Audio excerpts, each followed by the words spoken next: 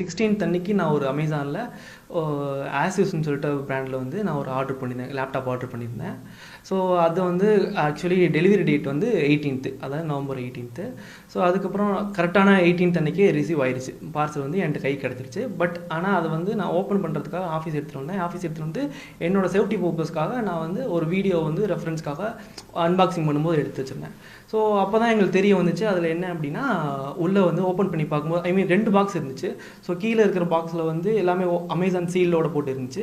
அது எல்லாமே பக்காவாக க்ளோஸ்டாக இருந்துச்சு. ஸோ அதை நாங்கள் ஓப்பன் பண்ணும்போது எங்களுக்கு வந்து எதுவும் தெரியல. ஸோ இதுக்கு அடுத்து மேலே இருக்க பாக்ஸில் வந்து உங்களுக்கு வந்து ஆல்ரெடி ஓப்பன்லேயே இருந்துச்சு. அது ஜஸ்ட் நாங்கள் அதை கவனிக்கவும் இல்லை. அதுக்கப்புறம் தான் தெரிய வந்துச்சு ஓப்பனில் இருந்துச்சு. ஸோ ஜஸ்ட் அதுக்கப்புறம் ஓப்பன் பண்ணி பார்த்தோம்.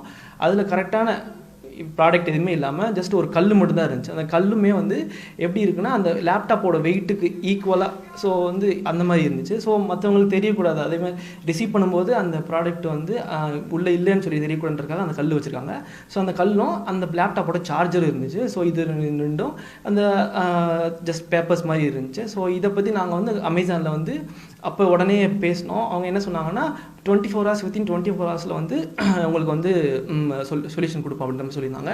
பட் இருந்தாலும் எங்கள் சேஃப்டிக்காக நாங்கள் என்ன பண்ணோம்னா, ஆன்லைனில் ஒரு கம்ப்ளைண்ட் வந்து ரெஜிஸ்டர் பண்ணிவிட்டு நியர்பையில் இருக்க வடபழனி ஸ்டேஷனில் போயிட்டு இந்த மாதிரி இன்ஃபார்ம் பண்ணியிருந்தோம். அவங்க ஸ்டேஷனில் என்ன சொல்லியிருந்தாங்கன்னா, இது வந்து அமேசான் பிளாட்ஃபார்ம்லேயே நீங்கள் போய் பாருங்கள், ஐ மீன் அவங்களே வந்து சால்வ் பண்ணி கொடுத்துருவாங்க. இல்லாட்டி அதுக்கப்புறம் அங்கே முடியலாட்டி வேணால் அது நெக்ஸ்ட்டாக ஃபர்தராக ஏதாவது ப்ரொசீட் பண்ணலாம் அப்படின்ற மாதிரி சொல்லிட்டாங்க. ஸோ நாங்களும் வந்துட்டோம். ஸோ நெக்ஸ்ட் டே அதாச்சும் நவம்பர் 17th அன்னைக்கு மறுபடியும் கஸ்டமர் கேர் சப்போர்ட் கால் பண்ணியிருந்தோம். கால் பண்ணதுக்கு அவங்க என்ன சொன்னாங்கன்னா, ஸோ எங்களுக்கு ஒரு டைம் தேவைப்படுது, ஸோ 4 days கொடுங்க, உங்களுக்கு வந்து நவம்பர் 24th அன்னைக்கு நான் உங்களுக்கு வந்து சொல்யூஷன் கொடுக்குறோம் அப்படின்னு சொல்லியிருந்தாங்க. நாங்கள் இதே பக்கத்தில் இருக்க வேர் ஹவுஸ் வந்து பக்கத்தில் இருக்குது, கோடம்பக்கத்தில் எங்கேயும் இருக்குது. ஸோ அங்கே போயிருந்தோம். அங்கே போயிட்டு அங்கே இருக்கிற அங்கே இருக்கிற ஒர்க்கர்ஸை நாங்கள் மீட் பண்ணியிருந்தோம். மீட் பண்ணப்போ அவங்க என்ன சொல்லியிருந்தாங்கன்னா, ஸோ இந்த மாதிரி அவங்க கஸ்டமர் சைடே புஷ் பண்ணுங்கள், நாங்கள் எங்கள் சைட்லேருந்து இந்த மாதிரி கேட்டாங்கன்னா நாங்கள் வெரிஃபிகேஷனுக்கு நாங்கள் என்ன கொடுக்க முடியுமோ அந்த ரெக்கார்ட்ஸ்லாம் உங்களுக்கு கொடுத்துறோம் அப்படின்னு சொல்லியிருந்தாங்க. ஸோ ஓகேன்னு சொல்லிட்டு வந்துட்டோம். ஸோ 24th அன்னைக்கு மறுபடியும் கால் பண்ணோம். எனக்கு மறுபடியும் இன்னும் ஒரு 4 daysக்கு டைம் தேவைப்படுது.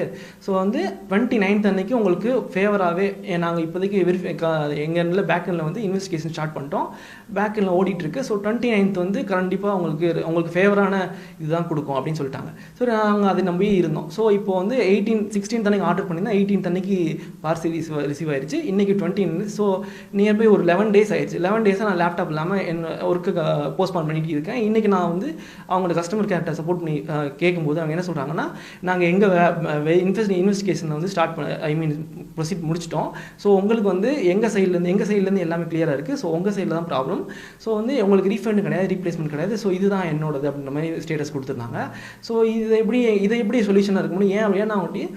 ஏன்னா நான் எடுத்து வச்சிருந்த அன்பாக்சிங் வீடியோ கூட அவங்கள வந்து ரெஃபரன்ஸ்க்காக எதுவுமே கேட்கல.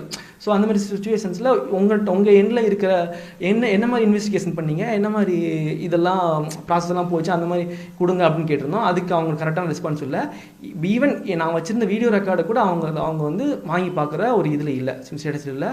ஸோ இந்த மாதிரி சுச்சுவேஷன்ஸில் நான் வந்து ஃபர்தராக இப்போது மறுபடியும் போலீஸ் ஸ்டேஷன் போயிட்டு கம்ப்ளைண்ட் கொடுத்து லீகலாக என்ன ஆக்ஷன் எடுக்கணுமோ அதை எடுக்கலான்னு பார்க்குறேன்.